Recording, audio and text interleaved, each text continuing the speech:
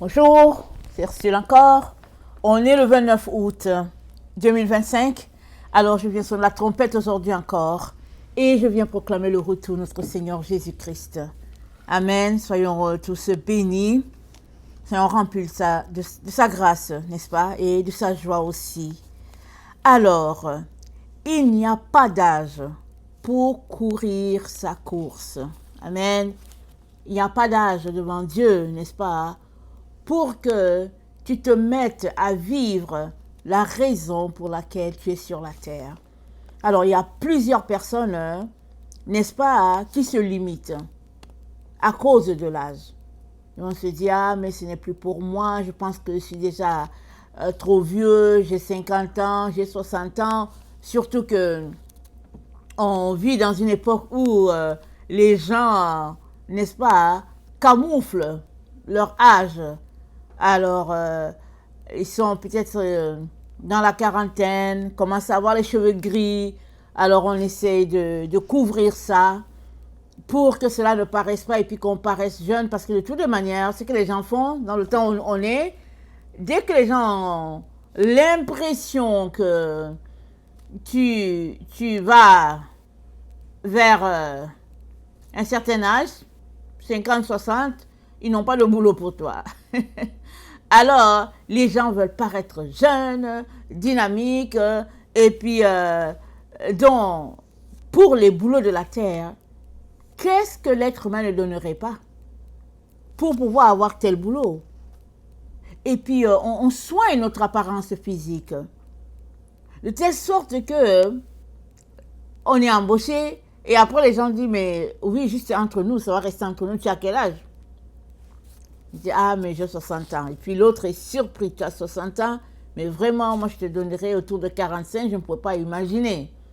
Tellement, n'est-ce pas, le paraître est si important qu'on donnerait tout pour que notre condition physique ne soit pas une barrière à aller dans ce qu'on a planifié. Par exemple, une carrière ou bien une situation maritale, puis ben voilà, etc. Mais qu'en est-il de marcher dans ce que Dieu a pour nous? Mettons-nous des barrières? Très très souvent, oui.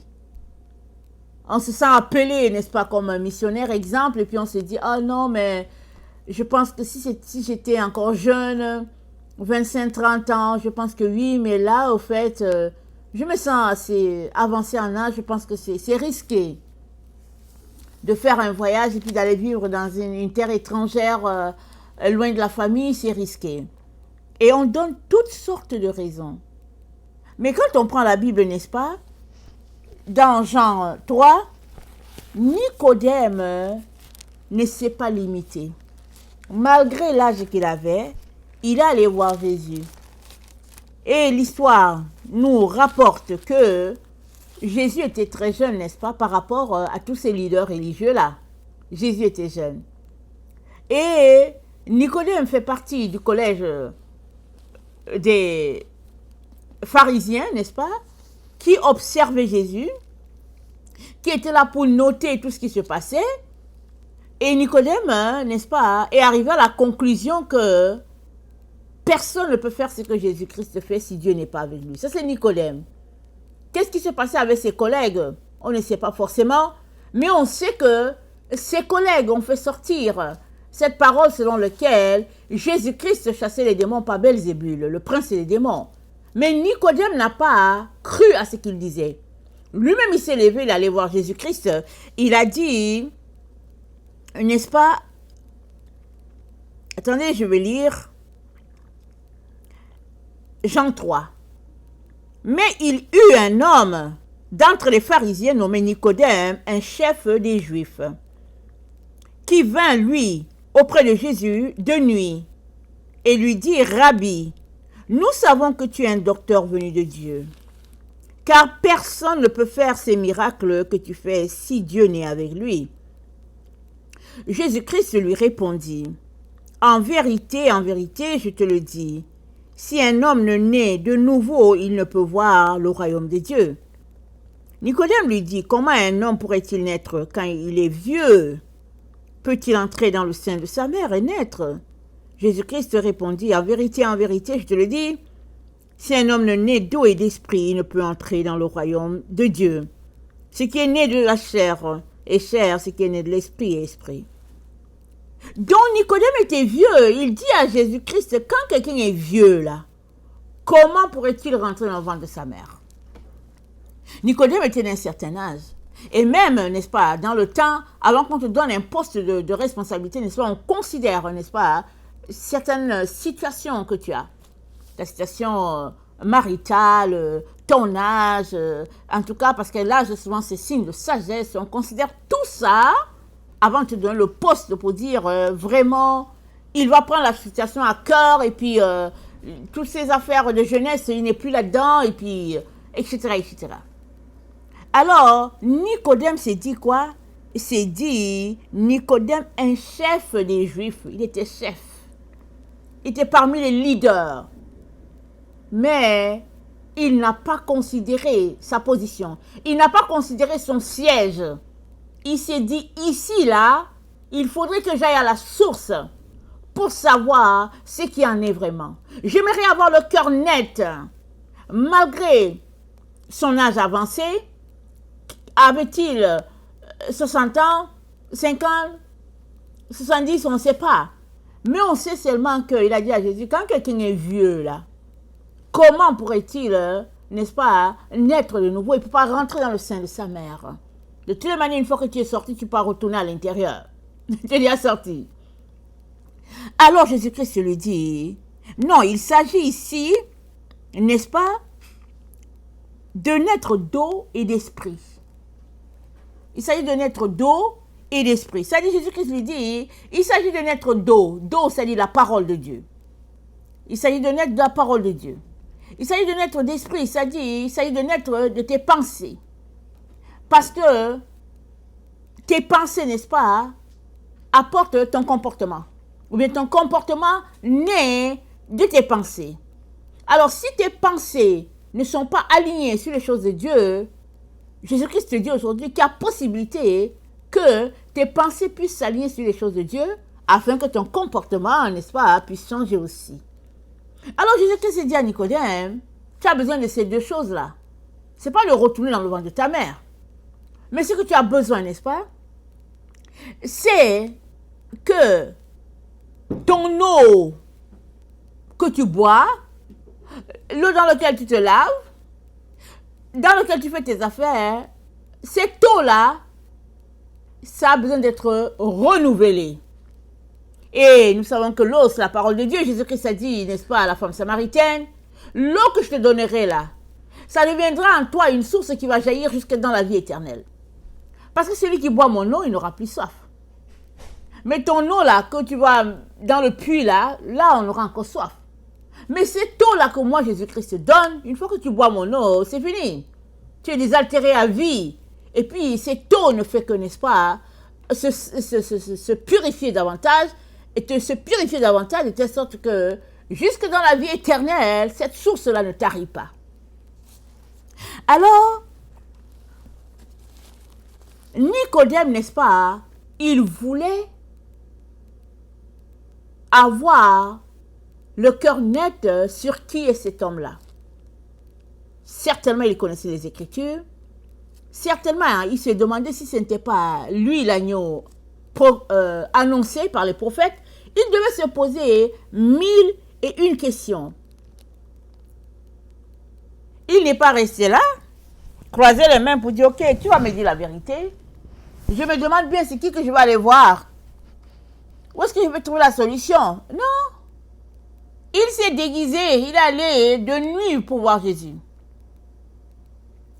Parce que vous savez, les rabbins portaient des vêtements qui donnaient leur position sociale. Ce n'était pas possible que Nicodème passe dans une ville sans que les gens sachent que c'est lui Nicodème. Ou bien sans que les gens sachent que lui là, à cause du vêtement qu'il porte, voilà sa position sociale. Au niveau ecclésiastique, voilà sa position. Nicodème est parti de nuit. afin que les gens ne puissent pas savoir qui il est, comment... Non, non, non. Il avait un problème plus sérieux que de se faire saluer par les gens. Il voulait avoir le cœur net sur qui est Jésus-Christ. Et Jésus-Christ, n'est-ce pas, n'a pas manqué de répondre à sa question.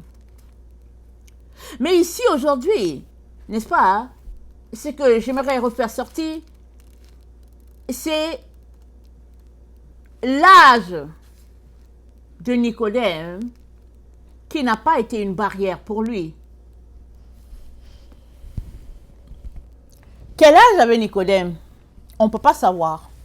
Amen. On ne peut pas savoir exactement l'âge qu'il avait, mais on sait que il faisait partie, n'est-ce pas, des personnes à respecter en fonction de leur âge, vu la fonction qu'il avait, et aussi le fait qu'il a dit à Jésus, mais est-ce qu'un vieux peut rentrer dans le ventre de sa mère?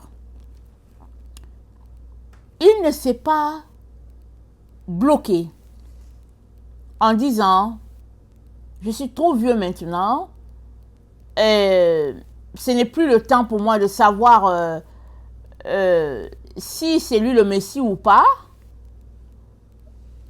Qu'est-ce que je vais faire avec? Ça ne change rien parce que rien ne peut changer. Pour moi, je suis maintenant le chef, n'est-ce pas, un chef, un leader spirituel. Il n'a pas pensé comme ça.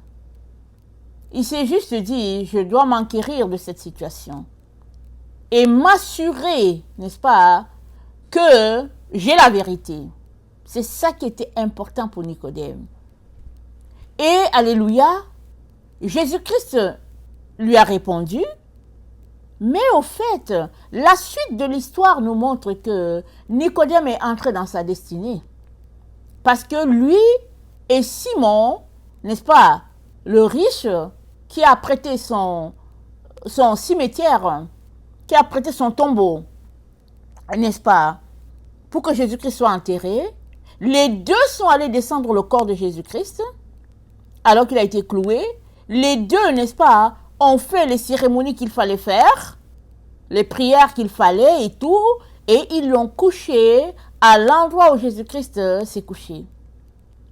Dieu avait prévu, n'est-ce pas, que ces deux sacrificateurs-là feraient ce travail parce que Simon aussi était un sacrificateur. Il était aussi un homme d'un certain âge. Était-il plus âgé que Nicodème ou bien Nicodème plus âgé que lui? Je ne sais pas, mais toujours est-il que ils ont fait figure de père, n'est-ce pas? Et ils ont pris, n'est-ce pas, un défunt et ils l'ont couché à l'endroit, ils ont fait les prières qu'il fallait, ils l'ont couché à l'endroit, ils ont remis le corps à la terre où le corps devait retourner. 3 jours après, n'est-ce pas, la vie, n'est-ce pas, en Jésus-Christ s'est manifestée par la résurrection. C'est la vie qui était en Jésus, n'est-ce pas, qui s'est déployée de telle sorte que Jésus-Christ est ressuscité. Parce qu'il est la résurrection lui-même. Il est la vie, il est la résurrection. Il a dit à Marthe, il a dit, je suis la vie, je suis la résurrection. Si tu crois, tu verras la gloire de Dieu. Ne vous ai-je pas dit cela? Je suis la vie, je suis la résurrection. Et la vie s'est manifestée, n'est-ce pas? Pour qu'elle se manifeste, il a fallu que le corps soit couché à l'endroit. Oui, Dieu aurait pu utiliser n'importe qui. Mais on peut voir que dans le plan divin, n'est-ce pas, Dieu avait prévu que Nicodème allait le faire et Simon aussi. Simon de Cyrène. Ou bien Simon, je pense que c'est Simon de Cyrène. Excusez-moi si je me trompe du second nom. Parce que il n'y a pas d'âge pour se mettre à faire ce que Dieu a prévu que tu devrais faire. Il n'y a pas d'âge. Quel âge avait Moïse quand il a été appelé par Dieu? La Bible nous dit que Moïse avait 80 ans. Quand il a fui l'Égypte pour aller sur la terre des Madianites, il avait 40 ans. Il a vécu 40 ans au milieu des Madianites. Il avait une femme Séphora, il a eu 2 enfants là-bas. Et quand le moment est arrivé pour que Dieu fasse sortir son peuple d'Égypte, Dieu s'est révélé à Moïse à travers un buisson. Moïse avait 80 ans. Alors on pourrait s'arrêter pour dire que ouais, dans le temps ancien, on vivait longtemps jeune et tout. Ça change rien. Ça change rien au fait que, n'est-ce pas, dans ces temps-là, 80 ans, c'était déjà un âge assez avancé, mais c'est dit que Moïse était vigoureux. N'oublions pas, il était un berger. N'oublions pas, il a grandi dans la cour, n'est-ce pas, du pharaon. Donc, c'est des gens qui étaient habitués à des exercices, à du sport, et puis, en tout cas, ils étaient assez manuels dans ce temps-là. Mais Moïse, il était encore dans sa vigueur. Il n'a pas dit à Dieu, ok, tu sais quoi, moi j'ai déjà 80 ans, et puis voilà, et regarde quelqu'un qui est plus jeune, cherche quelqu'un qui a 20 ans. Il a juste dit à Dieu, j'ai un problème, je ne sais pas comment parler. Parce que Moïse bégayait. Il bégayait. Alors Dieu lui a dit, je te donne ton frère Aaron qui va t'aider. Pourquoi Dieu ne lui a pas dit, je vais te guérir? Pourquoi Dieu ne lui a pas guéri? Pour dire, je te guéris. Vas-y, et puis tu vas parler couramment. Il a dit à Moïse, ton frère Aaron va t'aider. Certainement dans le plan de Dieu, c'était que les deux puissent aller ensemble. Et Aaron, faisant figure, n'est-ce pas, de sacrificateur, et puis Moïse, celui-là qui parlerait. Celui-là qui parlerait de la part de Dieu, n'est-ce pas? Et puis Aaron traduirait, n'est-ce pas, dans son langage. Ils ont dit aussi que comment on appelle ça? Non, oubliez. Je voulais ajouter autre chose, mais ce n'est pas nécessaire. Maintenant, regardons la personne d'Abraham. Quel âge avait Abraham quand Dieu l'a appelé? Dans Genèse 12, c'est dit, Abraham avait 75 ans. Quand Dieu lui a dit, lève-toi, pars d'ici et va sur la terre que je vais te montrer. Et il est parti avec son père. Et ils sont partis, ils se sont établis d'abord à Charan. Et puis de Charan, ils sont levés de là, ils ont continué pour aller sur la terre, n'est-ce pas, de Canaan. Et 75 ans, c'est pas rien. Aujourd'hui, à 75 ans, tu vois les gens, il y en a certains qui marchent avec la canne, il y a d'autres qui disent, oh non, mais je suis fatigué, j'ai mal au dos, et puis ta. Mais Abraham était dans toute sa vigueur. Et même, il avait 75 ans quand Dieu l'a appelé. À un moment donné, je ne sais pas quel âge, les gens ont attaqué l'autre. C'est dit qu'Abraham a formé son armée pour aller sauver l'autre. Et ils ont été vainqueurs, ils ont ramené l'autre avec tous ses biens. Alors, c'est pas quelqu'un qui est fatigué qui va faire ça. Une personne fatiguée va dire, oh non, mais écoutez, je suis fatigué, ne m'amenez pas encore d'autres problèmes. Non. Abraham était dans toute sa vigueur et il est allé aider pour délivrer son neveu. Tout cela pour dire que devant Dieu, il n'y a pas d'âge pour que tu puisses entrer dans ta destinée. Il n'y a pas d'âge pour que tu puisses courir la course que Dieu a destinée pour toi. La course de ta vie, bien sûr. Je ne suis pas en train de dire de courir le marathon ou bien la course de vitesse, mais courir sa course, c'est-à-dire, c'est marcher, n'est-ce pas, dans ce que Dieu a pour toi sur cette terre. Il n'y a pas d'âge pour cela. Alors arrête de te limiter en prononçant les paroles selon lesquelles, non mais vraiment, je suis vieux, je suis vieille, c'est compliqué.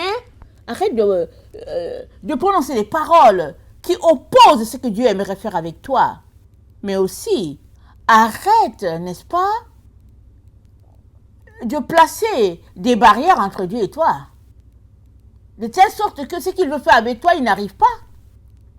Exemple, tu as 75 ans comme Abraham, c'est à ce temps-là que Dieu veut t'aider et puis toi, tu passes ton temps à colorer tes cheveux. Ils sont verts, ils sont rouges et puis on te regarde, on dit que waouh, vraiment, tu as vu cette femme de 55 ans, mais au fait, tu as 75 ans. Tu fais mentir, n'est-ce pas, les gens. Et puis, tu as, n'est-ce pas, le maquillage partout. sur les lèvres, les paupières et puis partout, partout. Si bien que ces choses-là sont des barrières entre Dieu et toi. Parce que tu es appelé à être saint. Tu es appelé à être pur dans toutes tes voies. Dans toutes tes voies. Arrête, n'est-ce pas, de t'habiller d'une manière désagréable. De telle sorte que toi-même tu dresses des barrières sur ton chemin. Toi-même tu prends le sable et puis tu mets ça dans ta soupe là. Tu le mets. Et puis tu es pris dans ça. Il n'y a pas d'âge pour réaliser ce que Dieu a pour toi. Oui, tu étais jeune, tu ne savais pas, tu marchais selon les passions de ta vie. Alléluia, maintenant tu as donné ta vie à Jésus. Et si à tes 70 ans, exemple, ou bien à tes 55 ans, que Dieu a dit, ok, là maintenant je vais t'utiliser, quitte le travail là que tu fais, viens, je vais t'envoyer et puis tu vas aller faire, n'est-ce pas, de l'évangélisation dans les rues. Tu ne dis pas, ok Seigneur, je suis trop vieux et puis bon, voilà, il fait trop froid et puis mes chaussures ont fait ceci. Tu devras lui dire, ok Seigneur, merci de m'avoir appelé à mes 55 ans. Maintenant, aide-moi parce que j'ai besoin des chaussures solides, j'ai besoin de ceci, j'ai besoin de cela. Aide-moi à me procurer tout ce dont j'ai besoin pour que je puisse convertir le plus de personnes possible, puisque dans ton merveilleux plan pour moi, c'est que je sois, n'est-ce pas, à cet âge-ci, dans les rues, en train de prêcher, en train d'annoncer Christ. Amen. Alors, notre Dieu, n'est-ce pas, il sait tout, il voit tout, et rien ne l'empêche de réaliser ce qu'il a déjà établi pour toi. Rien ne l'empêche. La seule personne qui peut bloquer, n'est-ce pas, sa marche, c'est toi-même. Toi-même, tu peux bloquer ta propre marche. Parce que tu mets plein de conditions, si bien que Dieu n'arrive pas à aller, n'est-ce pas, à l'endroit avec toi. Parce que Dieu ne peut pas faire quelque chose sans ta volonté. Il a besoin de ta volonté pour pouvoir réaliser ce qu'il a déjà établi depuis l'éternité. Ça va donc demander, n'est-ce pas, que nous puissions prendre du temps devant Dieu, chercher sa face, afin que nous ne soyons pas nous-mêmes les obstacles, nous ne sommes pas nous-mêmes la cause de notre malheur. Amen. Alors, Dieu, n'est-ce pas, n'a pas changé. Il est le même. Hier, aujourd'hui et à jamais. Pour pouvoir marcher dans ce qu'il a pour toi, il est important que tu commences d'abord par lui donner ta vie. Alors, je ne sais pas si tu as donné ta vie à Jésus. Alors, si c'est ça, alléluia, amen. Si tu ne l'as pas encore donné et que tes parents t'ont fait baptiser quand tu étais petit et que tu allais à l'église et puis maintenant tu n'y vas plus et puis pour toutes sortes de raisons, peu importe, toutes sortes de raisons, si tu n'as pas encore ouvert la bouche pour donner ta vie à Jésus, je viens t'inviter, n'est-ce pas, à ouvrir ta bouche et à répéter après moi cette simple prière parce que c'est en confessant de la bouche qu'on parvient au salut. Alors, Seigneur Jésus-Christ, merci pour l'occasion que tu me donnes aujourd'hui, n'est-ce pas, de confesser que tu es mon Seigneur et mon Sauveur. Je te donne, Seigneur, toute ma vie. Prends-la et aide-moi à marcher dans ce que tu as pour moi. Merci aussi pour le Saint-Esprit qui est là pour me conduire, m'enseigner dans toute la vérité. Amen. Amen. Alors, si tu as fait cette prière, tu es un enfant de Dieu. Prends du temps, lis ta Bible, prie, cherche sa face, n'est-ce pas? Et Dieu ne manquera pas de te révéler les différents plans qu'il a pour toi. Et quand tu vas finir d'accomplir telle chose, lui-même va t'enlever, il va te mettre à tel autre endroit, lui-même va t'enlever, puis il va te dire, ok, passez à la prochaine étape. Parce que c'est Dieu, n'est-ce pas, qui nous conduit. Il conduit les pas de ses enfants, pourvu que tu puisses obéir. Amen. Et Dieu t'amènera jusqu'au bout Alléluia. Que le Seigneur bénisse sa parole. Amen et Alléluia.